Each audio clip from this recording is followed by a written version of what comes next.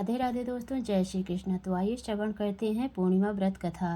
द्वापर युग में एक समय की बात है कि यशोदा जी ने कृष्ण से कहा, हे कृष्ण, तुम सारे संसार के उत्पन्नकर्ता, पोषक तथा उसके संहार करता हो। आज कोई ऐसा व्रत मुझसे कहो जिसके करने से मृत्यु लोक में स्त्रियों को विधवा होने का भय न रहे तथा यह व्रत सभी मनुष्यों को मनोकामना पूर्ण करने वाला हो। श्री कृष्ण कहने लगे, हे माता, तुमने अति सुंदर प्रश्न किया है। मैं तुमसे ऐसे ही व्रत को सविस्तार पूर्वक कहता हूँ। सौभाग्य की प्राप्ति के लिए स्त्रियों को 32 पूर्णमासियों का व्रत करना चाहिए। इस व्रत के करने से स्त्रियों को सौभाग्य संपत्ति मिलती है। यह व्रत अचल सौभाग्य देने वाला एवं भगवान शिव के प्रति मनुष्य मात्र की भक्ति को बढ़ाने वाला है। यशोदा जी कहने लगी, हे कृष्ण, सर्वप्रथम इस व्रत को मृत्युलोक में किसने किया था, इसके विषय में विस्तार पूर्वक मुझसे कहो। श्री कृष्ण जी कहने लगे कि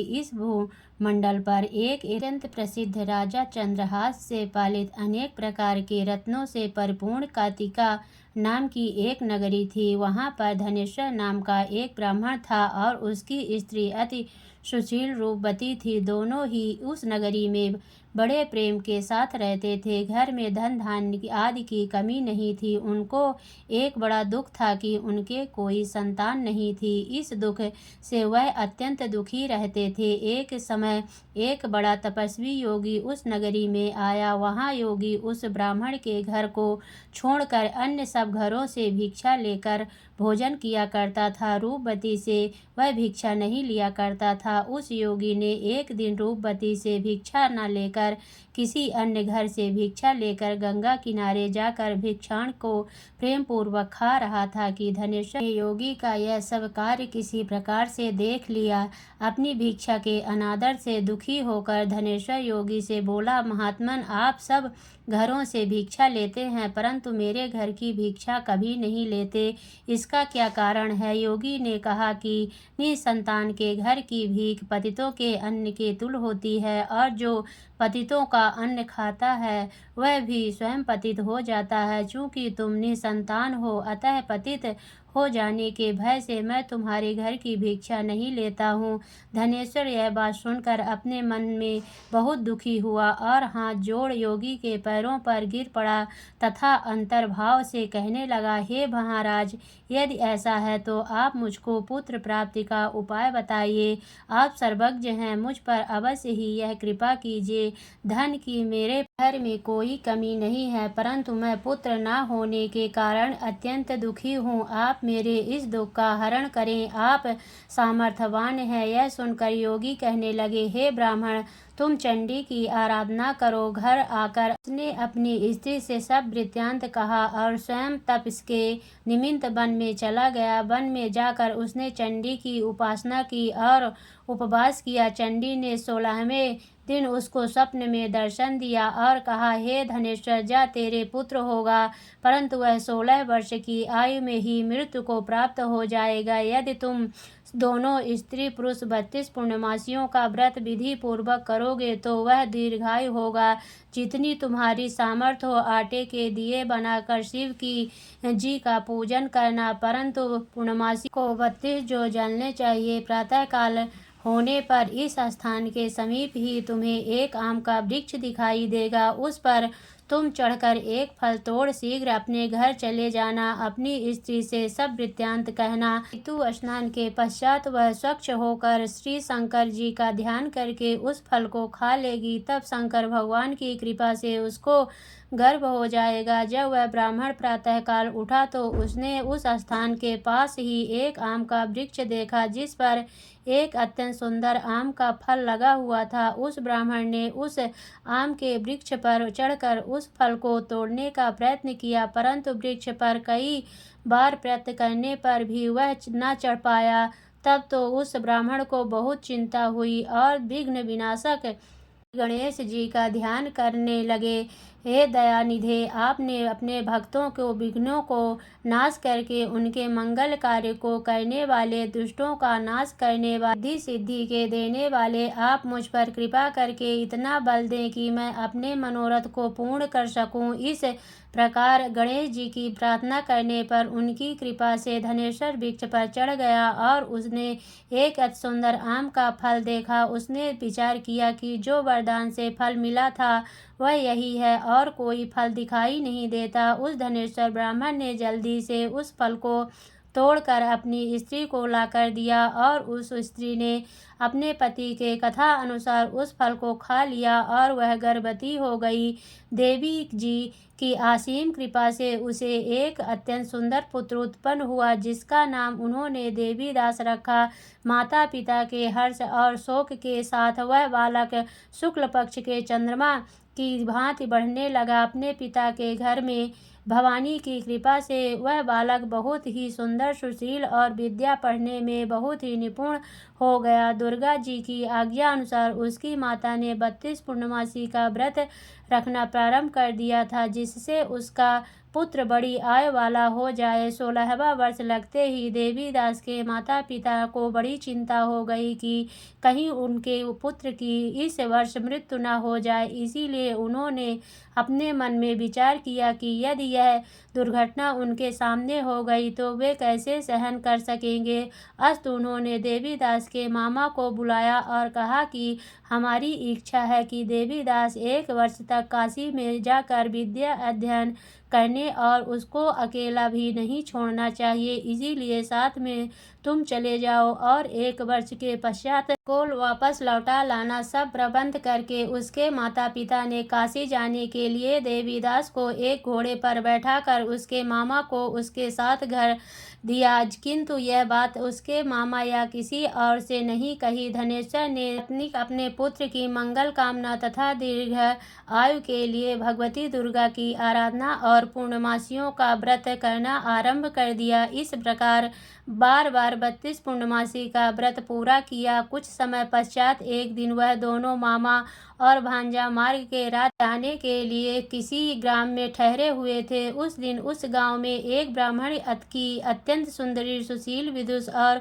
गुणवती कन्या का विवाह होने वाला था। जिस धर्मशाला के अंदर वह बारात ठहरी हुई थी, उसी धर्मशाला में देवीदास और उसके मामा भी ठहरे हुए थे। संयोगवश कन्या को तिलक आदि चढ़कर मंडप आदि का कृत्य किया गया तो लग्न के समय वर को धनुर्वाद हो गया। अस्तु वर के पिता ने अपने कुटुंबियों से परामर्श करके निश्चय किया कि यह देवीदास मेरे पुत्र जैसा ही सुंदर है, मैं इसके साथ ही लग्न करा दूं और बाद में विवाह के अन्य कार्य मेरे लड़के के साथ हो जाएंगे। ऐसा सोचकर देवीदास के मामा से जाकर बोला कि तुम थोड़ी देर के लिए अपने भांजे को हमें दे दो, जिससे वह विवाह के लग्न का सब कृत्य सुचारू रूप से हो सके। तब उसका मामा कहने लगा कि जो कुछ भी मधुर पार्क आदि कन्यादान के समय वर को मिले वह सब हमें दे दिया जाए तो मेरा भांजा इस बारात का दूल्हा बन जाएगा। यह बात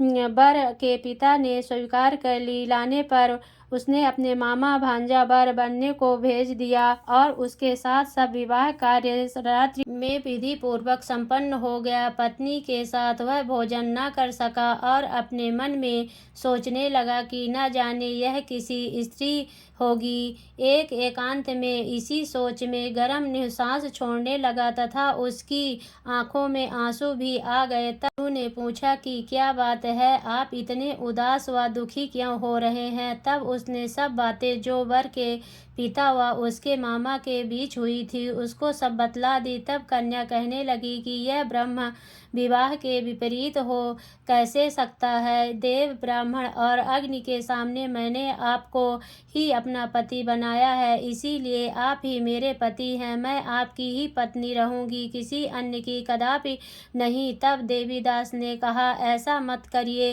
क्योंकि मेरी आयु बहुत थोड़ी है। मेरे पश्चात आपकी क्या गति होगी। इस बातों को अच्छी तरह विचार लो। परंतु यह दृढ़ विचार वाली थी। बोली कि जो आपकी गति होगी वही मेरी गति होगी। हे स्वामी, आप उठिए और भोजन करिए, आप निश्चय ही भूखे होंगे। इसके बाद देवीदास और उसकी पत्नी दोनों ने भोजन किया तथा शेष रात वे सोते रहे। प्रातःकाल देवीदास ने अपनी पत्नी को 3 नगों से जड़ी एक अंगूठी दी, एक रुमाल दिया और बोला, हे प्रिय, इसे लो और संकेत समझकर स्थिर चित्त हो जाओ। मेरा मरण और जीवन जानने के लिए एक पुष्प वाटिका बना लो, उसमें सुगंधित वाली एक नवमल्लिका लगा लो, उसको प्रतिदिन जल से सींचा करो और आनंद के साथ खेलो कूदो तथा उत्सव मनाओ। जिस समय और जिस दिन मेरा प्राण अंत होगा ये फूल सूख जाएंगे और जब ये फिर हरे हो जाएं तो जान लेना कि मैं जीवित हूँ। यह बात निश्चय करके समझ लेना, इसमें कोई संशय नहीं है। वह समझा कर वह चला गया। प्रातःकाल होते ही वहाँ पर गाजे बाजे बजने लगे और जिस समय विवाह के कार्य समाप्त करने के लिए वर तथा सब बाराती मंडप पे आए तो कन्या ने वर को भली प्रकार से देखकर अपने पिता से कहा कि यह मेरा पति नहीं है, मेरा पति वही है जिसके साथ रात्रि में मेरा पानी ग्रहण हुआ था, इसके साथ मेरा विवाह नहीं हुआ है। यदि यह वही है तो बताए कि मैंने इसको क्या दिया।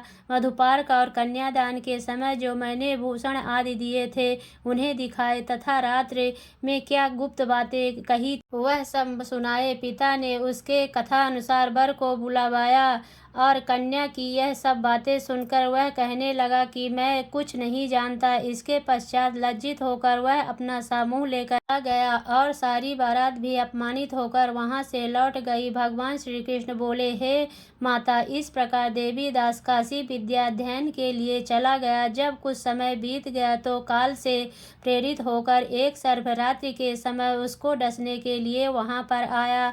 उस विषधर के प्रभाव से उसके शयन का स्थान चारों ओर से विष की ज्वाला से विषैला हो गया, परंतु व्रतराज के प्रभाव से उसको काटने न पाया, क्योंकि पहले ही उसकी माता ने 32 पूर्णमासी का व्रत कर रखा था। उसके बाद मध्याह्न के समय स्वयं काल वहां पर आया और उसके शरीर से उसके प्राणों को निकालने का प्रयत्न करने लगा, जिससे वह मूर्छित होकर पृथ्वी पर गिर पड़ा। भगवान की कृपा से उसी समय पार्वती जी के साथ शंकर जी वहां पर आ गए। उसको मूर्छा में देखकर पार्वती जी ने भगवान शंकर से प्रार्थना की, हे महाराज, इस बालक की माता ने पहले 32 पूर्णिमा का व्रत किया था, जिसके प्रभाव से हे भगवान आप इसको प्राणदान दे। भवानी के कहने पर भक्त वत्सल भगवान श्री शंकर जी ने उसको प्राणदान दे दिया। इस व्रत के प्रभाव से काल को भी पीछे हटना पड़ा और देवीदास स्वस्थ होकर बैठ गया।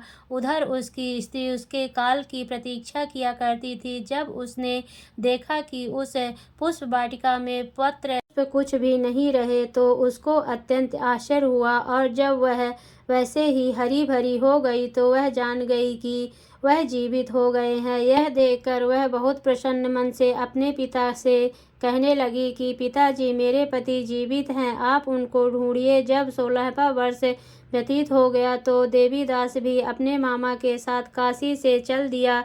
इधर उसके ससुर उसको ढूंढने के लिए अपने घर से जाने वाले ही थे कि वह दोनों मामा भांजे वहां पर आ गए। उसको आया देखकर उसका ससुर बहुत बड़ी प्रसन्नता से अपने घर ले आया। उस समय नगर के निवासी भी वहां इकट्ठे हो गए और सबने निश्चय किया कि अवश्य ही इसी बालक के साथ इस कन्या का विवाह हुआ था।